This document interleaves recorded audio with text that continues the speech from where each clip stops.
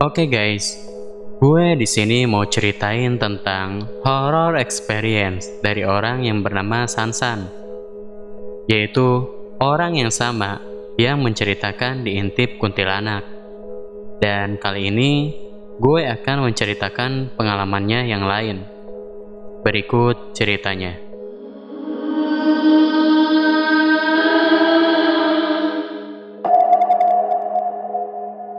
Cerita ini bermula ketika gue hendak pulang dari rumah kakak ipar. Sebelum itu, gue sebenarnya disuruh pulang nanti subuh. Tapi karena besok gue mesti sekolah, jadi apa boleh buat, gue maksain diri buat berangkat malam itu juga.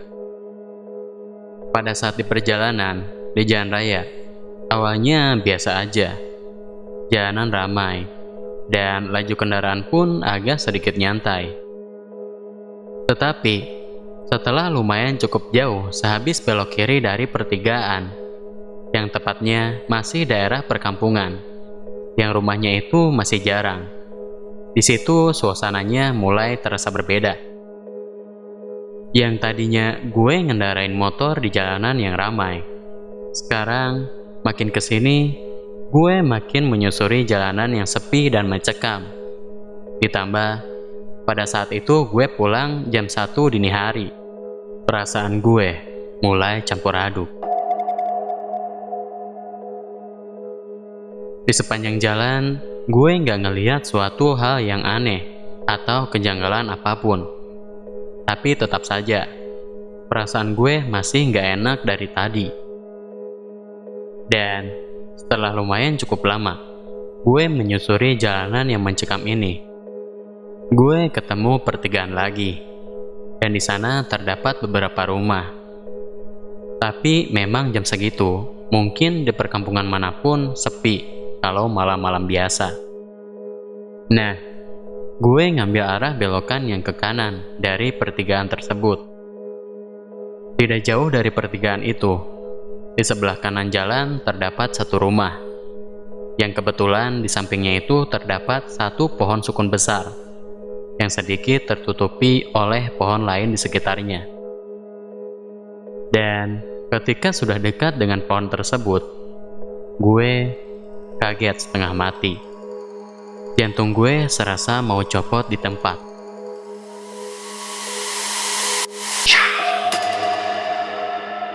Ternyata ada sosok yang sedang berdiri di balik pohon itu. Yang gue lihat, sosok itu sedang membelakangi jalan, dan tubuhnya hanya terlihat sebagian dari tengah sampai atas.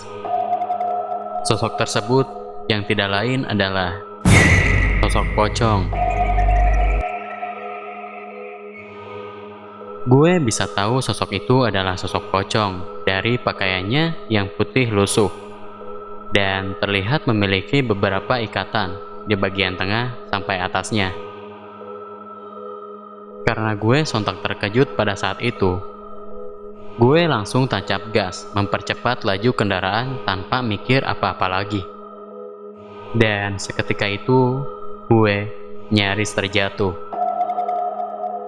Tetapi untungnya, gue masih diberi keselamatan oleh Sang Maha Pencipta dan pulang dengan selamat sampai rumah.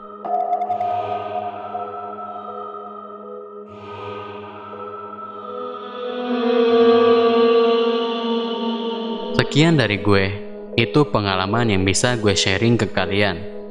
Ketika pulang malam dari rumah kakak ipar sendirian, melewati jalan yang angker di jam 1 dini hari. Tertanda Sansan.